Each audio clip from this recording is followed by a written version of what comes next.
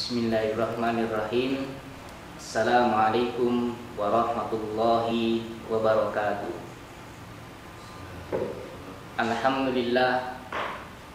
Alhamdulillahi rabbil alamin. Wassalatu wassalamu ala asyrafil anbiya'i wal mursalin wa ala alihi wa ashabihi wa man sara ala nahjihi ila yaumiddin. Usikum wa iyaya nafsi bitaqwallah faqad fazal mu'minunal muttaqun. Ya ayyuhalladzina amanu taqullaha haqqa tuqatih wa la tamutunna illa wa antum muslimun. Ittaqillaha haitsuma kunta wa atbi sayyi'atal hasanata tamkuha wa khaliqin nasa bi khuluqin hasanin. Fa inna asdaqal hadithi kitabullah wa khairal hadyi hadi Muhammadin sallallahu alaihi wasallam. Syarrul umuri muhdatsatuha ala fa inna kulla muhdatsatin fid dini bid'ah ala fa inna kulla bid'atin dhalalah wa fi riwayatin ala fa inna kulla dhalalatin finnar. Teman-teman semuanya, kaum muslimin wal muslimat dimanapun anda berada, alhamdulillahirabbil alamin. Pada kesempatan kali ini kita bersyukur pada Allah Subhanahu wa taala karena kami dapat berjumpa dengan teman-teman semuanya dan kaum muslimin dimanapun anda berada melalui kajian online pada kali ini. Apapun yang kita hadapi pada hari-hari ini, apapun yang menimpa kita, bangsa kita ataupun orang-orang di sekitaran kita, kita harus yakin bahwa itu semuanya adalah takdir dan ketentuan dari Allah Subhanahu wa taala yang kita berkewajiban untuk memilih ikhtiar dari sekian takdir mana yang terbaik, mana yang lebih baik bagi kehidupan kita. Yang selanjutnya, teman-teman semuanya kaum muslimin dimanapun anda berada, pada kesempatan majelis Ramadan kali ini, mungkin ini menjadi majelis terakhir di bulan Ramadan kali ini. Insyaallah nanti kita akan ketemu di lain waktu, lain kesempatan dengan kajian yang berbeda, dengan kitab yang berbeda. Dan di akhir bulan Ramadan insyaallah kita masing-masing akan memacu kemampuan, memacu potensi, memacu kekuatan kita untuk menggapai apa yang belum kita gapai di awal Ramadan kemarin. Kita akan berusaha semaksimal mungkin masing-masing kita untuk mengakhiri bulan Ramadan ini dengan sesuatu yang lebih baik. Teman-teman semuanya yang dimuliakan oleh Allah Subhanahu wa taala, kaum muslimin dimanapun anda berada, pada majelis yang lalu kita sudah membahas tentang bagaimana menentukan awal Ramadan dan ataupun awal Syawal. Kemudian kita sudah membahas sedikit tentang beberapa hal yang berkaitan dengan fikih Ramadan, fikih puasa. Maka pada kali ini kita akan melanjutkan membahas tentang hal-hal yang berkaitan dengan fikih Ramadan ataupun fikih puasa khususnya. Teman-teman semuanya yang dimuliakan oleh Allah Subhanahu wa taala, puasa atau as-shaum itu artinya al-imsak, menahan. Menahan dari apa? Dari segala yang membatalkannya. Dari kapan? Dari terbitnya matahari, dari terbitnya fajar shadiq sampai terbenamnya matahari. Itu secara global pengertian ta'rif daripada as-shaum ataupun puasa. Lebih daripada itu, jangan sampai puasa kita hanya sekedar sah menurut fikih, benar menurut fikih, tetapi kita tidak mendapatkan apa-apa. Hal tersebut pernah disindir oleh baginda Rasulullah SAW. Sekian banyak orang yang berpuasa, dia tidak mendapatkan dari apa yang dia lakukan kecuali sekedar dahaga, sekedar lapar, sekedar haus, sekedar lapar. Secara fikih hal tersebut sah, puasanya sah, tidak perlu mengqadha di lain waktu, tetapi dia tidak mendapatkan lebih daripada sekedar itu. Oleh karena itu, apa yang pernah kita bahas berkenaan dengan hal-hal yang itu menjadi hakikat tingkatan lebih tinggi dari sekedar syariat yang kita lakukan, maka itu kita gapai. Secara umum seperti itu. Puasa al-imsak, kita menahan diri dari segala yang membatalkannya. Yang ada nas mansusnya, yang ada yang ada dalilnya, sesuatu yang membatalkan puasa itu ringkas jadi 3 hal, yaitu makan, minum, dan melakukan jima hubungan badan. Ini 3 hal yang membatalkan puasa, merusak puasa. Maka barang siapa yang makan ataupun minum, maka puasanya batal, maka dia wajib untuk mengqadha di lain hari. Walaupun ada yang punya pendapat dia tidak perlu mengqadha karena dia hakikatnya sudah dosa. Orang yang dengan sengaja melakukan dosa, maka dia tidak punya kesempatan untuk mengqadhanya. Kenapa? Mengqadha itu adalah rahmat Allah Subhanahu wa taala yang diberikan kepada orang yang tidak mampu, pada orang yang berhak untuk dikasihani. Sementara orang yang dengan sengaja melakukan perbuatan dosa tersebut dengan meninggalkan puasa, dengan sengaja dia melakukan makan, minum, dia meninggalkan puasa, maka dia tidak punya kesempatan untuk mendapatkan kasih sayang Allah berupa kesempatan mengqadha di lain waktu. Ala kulli hal, makan, minum itu membatalkan puasa. Maka barang siapa yang dengan kesengajaan dia makan ataupun minum, maka dia harus menggantinya di lain hari, di luar bulan Ramadan. Dia menggantinya di lain hari di bulan Ramadan sesuai dengan hari-hari yang dia tinggalkan di waktu itu. Mungkin dengan sebab yang ditolerir, dengan sebab yang ditolerir oleh syariat, diantaranya adalah karena sebuah beban pekerjaan ataupun karena sakit ataupun yang lain. Sementara kalau tidak ada alasan, maka itu dia telah berbuat dosa sebagaimana yang dulu pernah kita bahas. Kemudian bagi yang ketiga, yaitu barang siapa yang merusak puasanya dengan melakukan hubungan badan di siang hari di bulan Ramadan yang sementara dia berkewajiban melaksanakan puasa, maka dia harus membayar kafarah uzma. Dia harus membayar kafarah besar berupa membebaskan 1 budak perempuan mukminah, atau berpuasa 2 bulan berturut-turut, atau memberi makan 60 orang miskin. Itu urut-urutannya, bukan pilihan, tetapi urut-urutannya. Secara mansus yang ada dalilnya itu, teman-teman semuanya. Kemudian hal-hal lain dikiaskan dengan 3 hal ini. Kias itu berarti mencari hukum sesuatu yang belum ada hukumnya dengan titik kesamaan terhadap sesuatu yang sudah ada hukumnya. Maka segala sesuatu yang mempunyai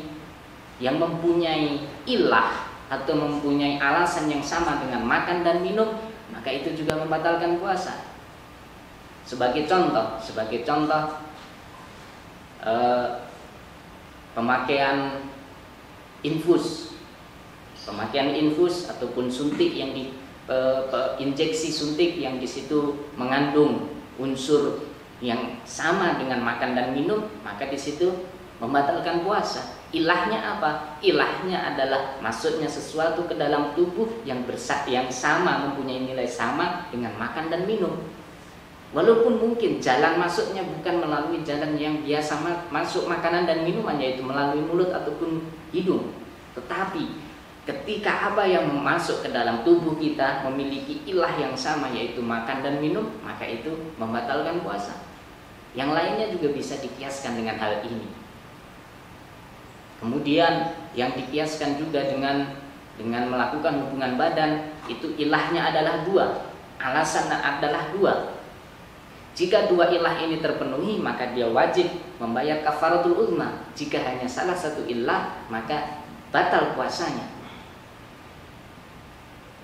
Ilah daripada melakukan hubungan badan ataupun jima itu adalah anggota badan, hubungan kelamin. Maka ketika apa yang masuk, apa yang dimasuki, maka itu sudah memenuhi 1 unsur, 1 ilah, objek yang masuk ataupun subjek yang dimasuki.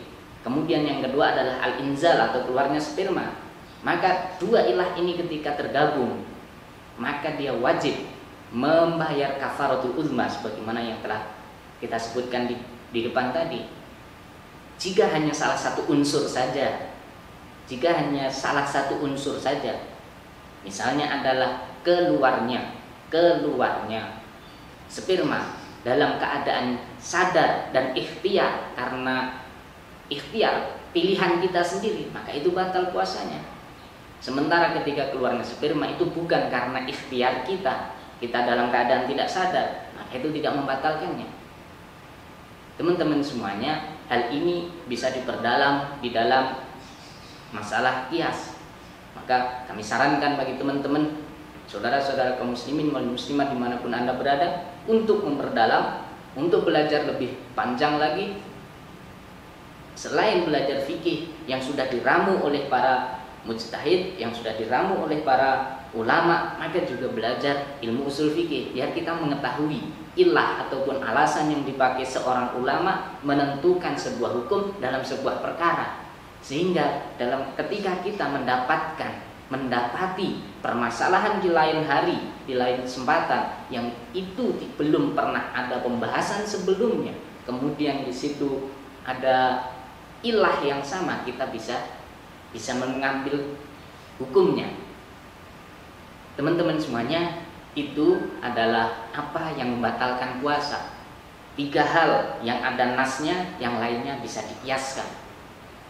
Kemudian mungkin ada hal-hal yang tidak termasuk membatalkan puasa, tidak termasuk membatalkan puasa. Contohnya, masuknya sesuatu ke dalam mulut tetapi tidak sampai tertelan. Kita berkendara, naik sepeda motor, kemudian ada seekor nyamuk masuk ke dalam mulut kita ataupun masuk lewat hidung kita, tapi tidak sampai tertelan. Maka yang seperti itu tidak membatalkan puasa. Kemudian mungkin ada yang bertanya-tanya, kenapa sebagian besar ulama mengatakan bahwa merokok itu membatalkan puasa? Ilahnya karena merokok itu mempunyai kedudukan di sisi orang yang biasa merokok, itu lebih berharga daripada makan dan minum. Ada di antara mereka yang mengatakan lebih baik tidak makan dan tidak minum daripada tidak merokok. Maka seolah-olah merokok itu memiliki posisi menggantikan makan dan minum. Oleh karena itu, merokok, pendapat yang merojih dengan berbagai macam ilah alasan yang ada, maka merokok itu membatalkan puasa. Teman-teman semuanya yang dimuliakan oleh Allah Subhanahu wa taala, kaum muslimin wal muslimat dimanapun Anda berada. Kemudian ada beberapa keadaan yang itu mungkin menjadi sumber tanda tanya kita.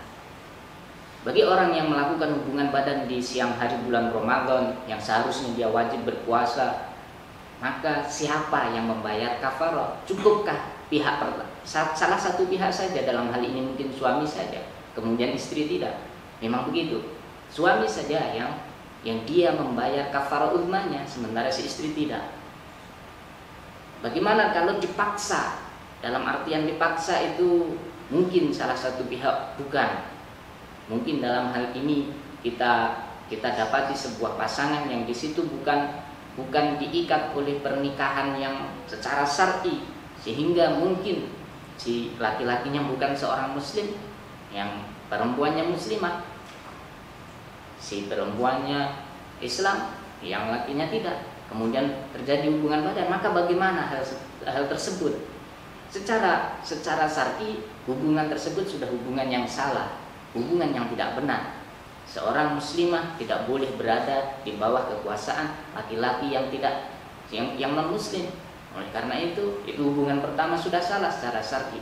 Yang kedua, ketika terjadi hubungan badan, maka si perempuannya dia yang membayar kafaratul uzma, karena dia yang menjadi mukallaf, sementara suaminya ataupun pasangan yang laki-lakinya dia bukan seorang muslim. Maka itu 2 kesalahan tadi. Teman-teman semuanya, kaum muslimin wal muslimat dimanapun Anda berada. Kemudian untuk di malam hari tentu kita boleh makan, kita boleh minum, kita boleh melakukan hubungan badan. Kemudian ada batasnya. Kemarin kita sudah membahasnya tentang kehati-hatian, jangan sampai kita terlalu mepet dengan waktu berakhirnya sahur. Maka jika terjadi keadaan karena sebuah ikhtiyat yang salah, karena sebuah kehati-hatian tetapi yang salah, karena kita ingin menyengaja mengakhirkan sahur, tapi ternyata dari apa yang kita lakukan itu kita dapati, kita menyangkanya masih waktu malam, kita masih boleh sahur, tapi ternyata Mungkin jam yang kita gunakan ternyata mati, panduan waktunya ternyata tidak tepat. Kita dapati aslinya dia sudah masuk waktu subuh. Maka orang yang seperti ini dia tetap harus melanjutkan imsak sampai sore hari. Dia tidak boleh makan minum, dia tetap harus berpuasa sebagai ikraman di syahri, tetapi dia tetap mengqadha'nya di lain hari. Demikian juga sebaliknya, orang yang karena ingin mendapatkan fadilah, dia terburu-buru makan buka puasa, menikmati buka puasa. Sementara setelah itu dia tahu bahwa waktu itu belum waktunya berbuka puasa. Orang yang seperti ini maka dia harus melanjutkan sisa waktunya sampai terbenam matahari baru, dan dia juga mengganti di lain hari. Batas waktu sahur adalah terbitnya fajar shadiq. Batas waktu boleh kita berbuka adalah ketika itu sudah masuk waktu maghrib, seluruh matahari, lingkaran matahari sudah tenggelam, baru kita boleh berbuka, bukan sebagian daripada lingkaran matahari tersebut. Oleh karena itu kita berhati-hati agar jangan sampai kita karena ingin mengejar sebuah fadilah kita menghilangkannya. Kita harus yakin benar bahwa matahari sudah tenggelam dan kita baru menyantap makan berbuka puasa. Demikian juga jangan sampai kita terlalu mepet dengan waktu subuh untuk mengakhirkan waktu sahur kita. Jika hal tersebut tadi sebagaimana yang kita ungkapkan, jika dia menyangka masih malam sehingga dia masih makan sahur, tapi ternyata sudah masuk waktu subuh, dia tetap harus melanjutkan puasanya, tetapi dia mengulang di hari lain. Demikian juga barang siapa yang menyangka bahwa matahari sudah tenggelam sehingga dia menikmati, dia makan berbuka puasa, sementara ternyata matahari belum tenggelam, maka yang seperti ini dia tetap melanjutkan puasanya, tetapi dia mengganti di hari lain. Teman-teman semuanya yang dimuliakan oleh Allah Subhanahu wa taala, kaum muslimin wal muslimat dimanapun Anda berada. Kemudian mungkin timbul permasalahan ataupun keadaan yang lain. Seorang wanita ketika datang haid di siang hari, paginya dia masih sahur, dia masih niat puasa, masih menjalani puasa sampai waktu zuhur dan atau mungkin asar, atau bahkan sampai dia menjelang berbuka jam 5 sore katakanlah begitu. Kemudian keluar darah haid, maka dia tetap melanjutkan imsaknya, menahan untuk tidak makan sampai terbenam matahari, tetapi hari kedatangan dia haid tersebut itu tidak dihitung sebagai puasa, tapi itu masuk sebagai hutang yang harus dibayar di luar bulan Ramadan. Kenapa dia harus imsak atau dia menahan ikraman li syahr, pemuliaan terhadap bulan? Teman-teman semuanya yang dimuliakan oleh Allah Subhanahu wa taala. Kemudian Allah Subhanahu wa taala memberikan keringanan bagi orang-orang tertentu yang untuk dapat meninggalkan puasa. Yang pertama, bagi orang yang tidak mampu, wa 'alal ladzina yutiquna fidyatun ta'amu miskin. Orang yang tidak mampu itu siapa? Orang yang tidak mampu adalah memang orang yang benar-benar tidak mampu. Masuk dalam kategori ini adalah orang tua yang semakin hari semakin tua, maka dia sudah tidak mampu untuk melakukan puasa. Maka orang yang seperti ini dia membayar fidyah dengan ketentuan memberikan makan satu orang miskin sejumlah hari dia hidup ataupun dia menjalani di bulan Ramadan tersebut. Maka yang seperti itu dia membayar fidyah. Kemudian ada termasuk yang masuk dalam kategori ini orang yang bekerja berat. Bekerja berat, perhatikan, itu jangan sampai tasahul. Tasahul itu mempermudah, saya sedang kerja berat maka saya tidak puasa, bukan. Kerja berat itu adalah kerja berat yang bukan terjadi di sepanjang tahun kehidupan dia. Kalau dia sudah setiap hari sepanjang tahun itu profesinya adalah itu, maka yang seperti ini tidak boleh ada alasan yang meninggalkan puasanya. Dia bisa meninggalkan pekerjaannya untuk barang 1 bulan, karena memang sepanjang 12 bulan, sepanjang 11 bulan yang lain pekerjaannya seperti itu, maka dia sudah bisa mengukur diri. Oh, kalau dia tidak bekerja, dia tidak bisa makan, maka dia harus bekerja. Maka dalam 11 bulan dia harus punya tabungan yang digunakan untuk makan, digunakan di 1 bulan dia tidak bekerja. Dia harus punya manajemen yang seperti itu. Jangan sampai tasahul. Yang selanjutnya, yang termasuk orang yang dianggap ataupun dianggap tidak mampu, itu adalah wanita yang dia menyusui ataupun hamil. Di dalam mazhab Syafi'iyah ada beberapa klasifikasi untuk bab ini. Bagi seorang wanita yang dia meninggalkan puasa dengan sebab hamil ataupun menyusui karena khawatir atas dirinya sendiri, maka dia cukup mengganti di hari lain, di bulan lain. Tapi kalau dia meninggalkan puasanya karena khawatir terhadap dirinya sendiri atau terhadap janin yang ada di perut ataupun bayi yang dia susui, maka dia selain mengganti di hari lain, dia juga membayar fidyah. Ilahnya apa? Faktor kekhawatiran itu datang dari unsur lain, dari pihak lain, dari pihak luar, bukan dirinya sendiri. Maka dia selain mengganti puasa di hari lain, dia membayar fidyah. Ilahnya seperti itu. Hal ini juga berlaku bagi orang yang khawatir terhadap pihak lain, kehilang, dia mau tidak mau harus menyelamatkan orang lain. Katakanlah tim SAR, tim penyelamat, dia mau tidak mau harus menyelamatkan orang lain untuk hifdzun nafsinya, kemudian dia tidak kuat melanjutkan puasa atau keadaan penyelamatan tersebut menjadikan dia tidak puasa, maka dia sama mengganti di hari lain dan membayar fidyah. Ilahnya apa? Ilahnya karena unsur yang menjadikan sebab dia tidak berpuasa itu datang dari lain, dari pihak luar, bukan dari dirinya sendiri. Itu salah satunya. Tapi ada sebuah keadaan, ini sangat perlu diperhatikan, terutama bagi kaum wanita. Seorang wanita yang dia menyusui sekaligus nifas di bulan Ramadan, maka dia meninggalkan puasanya. Sebab yang dipakai adalah bukan karena menyusuinya sehingga dia mengganti fidyah, bukan itu, tetapi dia meninggalkan puasa karena nifasnya. Maka tidak boleh diganti dengan membayar fidyah. Bagaimana Ustaz kalau di hari ini menyusui, tahun ini menyusui, tahun depan hamil, tahun depannya lagi menyusui, seperti itu bagaimana? Ya dibuat keadaan, dibuat planning yang sedemikian rupa sehingga apa yang menjadi tanggung jawab kewajiban dia di bulan Ramadan, dia menyusui, setelah melahirkan dia menyusui, dia dalam keadaan nifas. Ilah yang paling kuat bagi seorang wanita ini meninggalkan puasanya adalah karena dia nifasnya, bukan karena dia tidak kuat atau karena dia menyusuinya. Oleh karena itu tetap harus dibayar dengan membayar puasa di hari lain.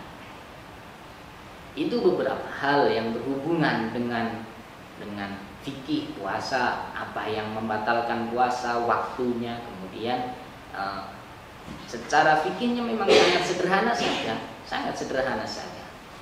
Bagaimana dengan penggunaan obat-obatan Ustaz? Maka itu semuanya bisa dikiaskan dengan apa yang ada nasnya tadi, 3, makan, minum, ataupun melakukan hubungan badan. Ketika penggunaan obat itu melalui jalan makanan, walaupun itu obat dan itu sampai melewati tenggorokan, maka batal puasanya. Kalau penggunaan obat itu tidak melewati tenggorokan, walaupun dimasukkan lewat jalan makanan, maka itu tidak batal. Semuanya bisa dikiaskan. Teman-teman semuanya, kaum muslimin wal muslimat dimanapun Anda berada, itu beberapa hal yang berkaitan dengan fikih di puasa. Kemudian sedikit kita lanjutkan fikih yang berkaitan setelah kita puasa, maka di situ akan ada zakat fitri. Kita membayar zakat fitri. Siapa yang berkewajiban membayar zakat fitri? Jawabannya adalah siapa saja yang punya kelebihan bahan makanan untuk keperluan 1 hari besok di hari raya untuk diri dia dan orang-orang yang di bawah tanggung jawab dia. Kalau dia punya kelebihan, maka dia wajib mengeluarkan zakat fitri. Dia wajib membayar zakat fitri. Walaupun mungkin tidak cukup untuk keseluruhan diri dia dan ataupun orang-orang yang ada di bawah tanggung jawab dia. Dia punya tanggung jawab 10 orang, sementara sisa makanan itu tidak cukup untuk membayar zakat 10 orang, maka dibayarkan secukupnya. Kemudian berapa kadar zakat fitri ataupun ukurannya? Ukurannya tentu kalau dengan ukuran fikih itu tidak terjadi masalah, yaitu 1 sok atau 4 mud. Kemudian hal tersebut ketika ditakdil berapa kilo, berapa liter, itulah yang terjadi perbedaan pendapat. Dari sekian pendapat yang ada, karena memang sok ataupun mud itu adalah ukuran volume bukan ukuran massa, maka yang paling lebih mendekati kebenaran adalah yang ditakdil dengan ukuran volume, ukuran liter bukan ukuran kilo. Soal nanti setelah diliterkan berubah menjadi kilo itu dah lain cerita. Itu adalah untuk membuat takdil ataupun mengkonversi sebuah ukuran terhadap ukuran yang lain. Maka tidak perlu diperdebatkan ketika masing-masing memiliki hujah. Al-ijtihadu la tanqudu bil al-ijtihadu la tanqudu bil ijtihad. Ijtihadnya seorang mujtahid tidak bisa dibatalkan oleh ijtihadnya oleh mujtahid yang lain. Kalau dibuat takdil volume 1 sok yang terdiri dari 4 mud, itu kurang lebih itu 3 liter. Soal nanti bahan makanannya apa tentu akan membuat massa yang berbeda. Tapi tidak ada yang kurang dari 2 kilo. Dari sekian yang saya baca, itu batas bawah itu 2,04 kilo. Batas atas itu 2,7. Maka itu semuanya nanti ada di antara itu. Jika ada yang membuat batas lebih bawah dari 2,04, maka itu bisa dipastikan itu keliru. Jika ada yang membuat lebih dari 2,7 atau ada yang ada sampai 3 kg, maka itu adalah dalam rangka ikhtiar, begitu. Teman-teman semuanya, itu tentang zakat fitri. Siapa yang berkewajiban membayar, berapa kadar dia membayarnya, berapa kadar ataupun ukurannya. Kemudian waktu kita membayar zakat fitri itu ada waktu ikhtiar, waktu yang kita memang di situ waktunya, waktu jaiz boleh, itu sejak datangnya bulan Ramadan sampai akhir bulan Ramadan boleh. Di antara waktu-waktu tersebut kita bayarkan zakat fitri kita. Maka sangat menjadi wajib di malam di akhir bulan Ramadan, di malam Idul Fitri kita bayarkan sampai keluar kita untuk melakukan sholat Idul Fitri. Kemudian setelah sholat Idul Fitri sampai sehari tenggelamnya matahari di hari Idul Fitri tersebut, itu waktu karohah, waktu qadha, atau dengan bahasa yang lain seperti itu boleh juga. Mungkin ada seorang ataupun seseorang dengan keadaan ketika dia keluar menuju sholat Idul Fitri, memang dia benar-benar tidak punya sisa bahan makanan yang dia gunakan untuk membayar zakat fitrinya. Kemudian oleh panitia, karena ada pendistribusian panitia zakat itu belum selesai sampai datangnya sholat Idul Fitri, kemudian dia menerima pendistribusian. Tadinya dia pergi sholat Idul Fitri tidak punya sisa makanan, pulang dari sholat Idul Fitri dia mendapatkan di rumahnya, mungkin ada yang mengantar ke rumah oleh panitia, yang mana mungkin panitia itu sholatnya di tempat yang lain yang dia belum sholat. Maka dalam keadaan seperti ini dia boleh membayarkan zakat fitrinya setelah dia pulang dari melaksanakan sholat Idul Fitri di hari Idul Fitri tersebut sampai tenggelamnya matahari, waktu qadha atau waktu karohah.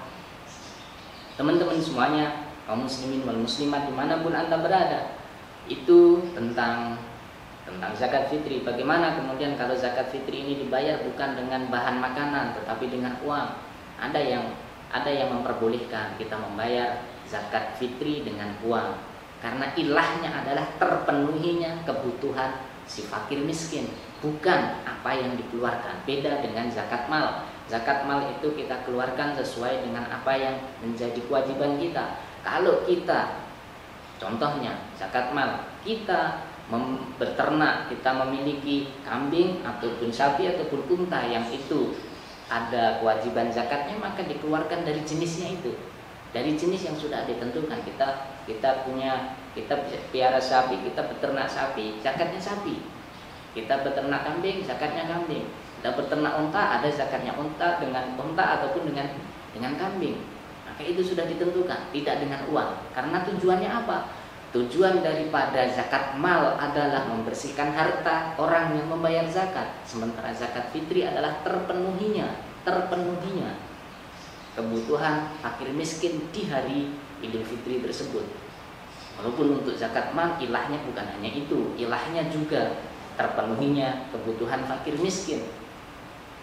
Teman-teman semuanya yang dimuliakan oleh Allah Subhanahu wa taala, kaum muslimin dimanapun Anda berada, itu kemudian ada zakat fitri, kemudian mungkin ada takbiran malam Idul Fitri. Takbirannya dimulai kapan? Dalam mazhab Syafi'iyah itu dimulai sejak tenggelamnya matahari. Ketika memang sudah dipastikan bahwa besok adalah Idul Fitri, maka dimulailah takbiran di situ.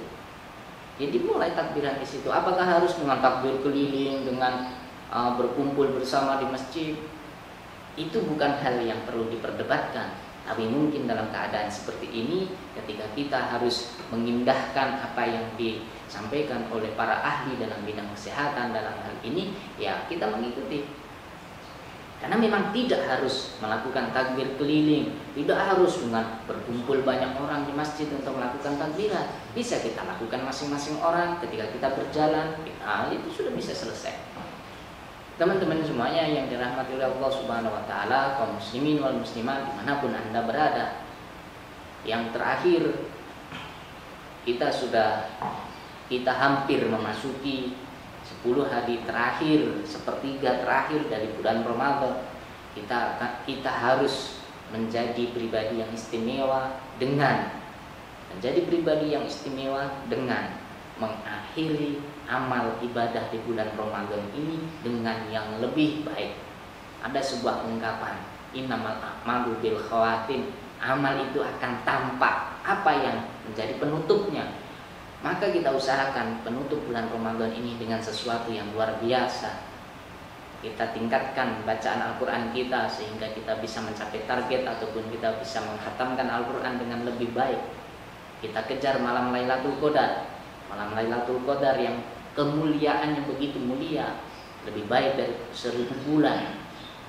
Apakah kita semuanya punya peluang untuk mendapatkan malam Lailatul Qadar tersebut? Jawabannya iya. Yang berbeda adalah masing-masing orang akan melewati malam tersebut dengan keadaannya masing-masing. Maka jangan sampai kita terlewatkan. Kapan itu datangnya malam Lailatul Qadar ataupun kapan itu malam Lailatul Qadar? Para ulama membuat kajian yang panjang dan kesimpulannya adalah itu sebuah rahasia. Malam Lailatul Qadar itu adalah malam keajaiban, malam yang luar biasa, malam yang begitu istimewa. Turunnya Al-Quran dari Lauhul Mahfuz ke Baitul Izzah secara sempurna. Kemudian kalau tanggal 17 Ramadan itu turunnya Al-Quran dari Baitul Izzah ataupun langit dunia menuju ke dunia, kepada baginda Nabi di Gua Hira. Itu 17 Ramadan. Karena memang waktu itu belum ada kewajiban puasa Ramadan di waktu itu. Karena waktu itu beliau baru diangkat menjadi Nabi. Maka bagaimana akhir bulan Ramadan ini kita gunakan sebaik-baiknya. Teman-teman semuanya, demikian yang bisa kita sampaikan pada kesempatan kali ini.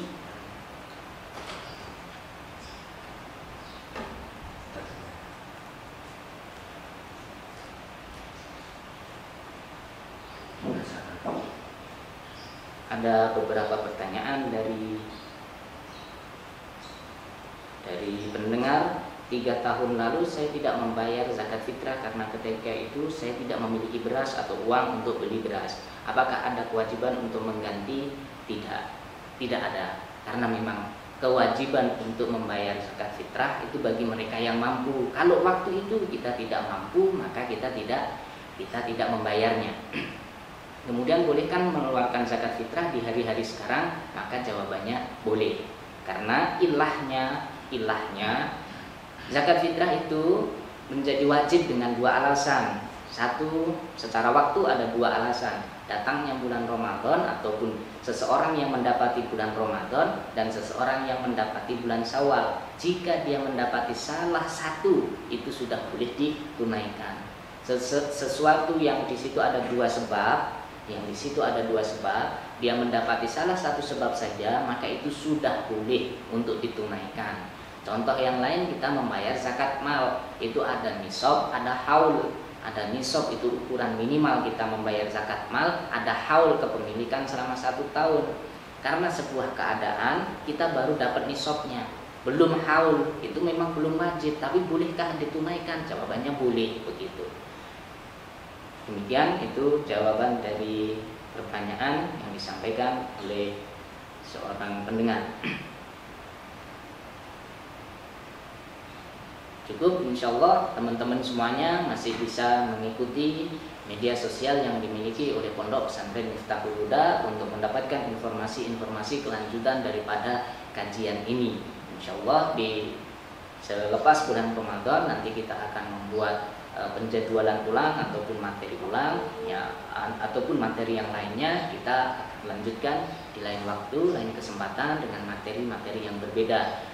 Bagi teman-teman semuanya, bagi pendengar semuanya yang ingin memberikan masukan ataupun bertanya-tanya seputar Pondok Pesantren Miftahul Huda yang ada di Boyolali, Jawa Tengah, bisa mengikuti di kolom komentar ataupun di media sosial yang lain, ataupun bagi teman-teman yang ingin memberikan masukan, memberikan saran kritik terhadap produk-produk yang sudah diterbitkan oleh bagian yang memproduksi, baik itu yang di YouTube ataupun yang di Facebook ataupun yang lainnya, juga bisa memberikan lewat media kolom komentar ataupun yang lain, termasuk bagi teman-teman yang ingin memberikan masukan untuk kemajuan Pondok Pesantren Miftahul Huda yang itu menjadi aset kita bersama kaum muslimin yang mendidik generasi yang suatu saat akan memimpin negeri dan masyarakat kita. Dari saya banyak salah dan khilafnya, saya mohon maaf yang sebesar-besarnya, dan jika ada kesalahannya mohon koreksi. Kami sangat menunggu koreksi dari teman-teman semuanya. Demikian, subhanakallahumma rabbana wa bihamdika asyhadu an la ilaha illa anta astaghfiruka wa atubu ilaik. Assalamualaikum warahmatullahi wabarakatuh.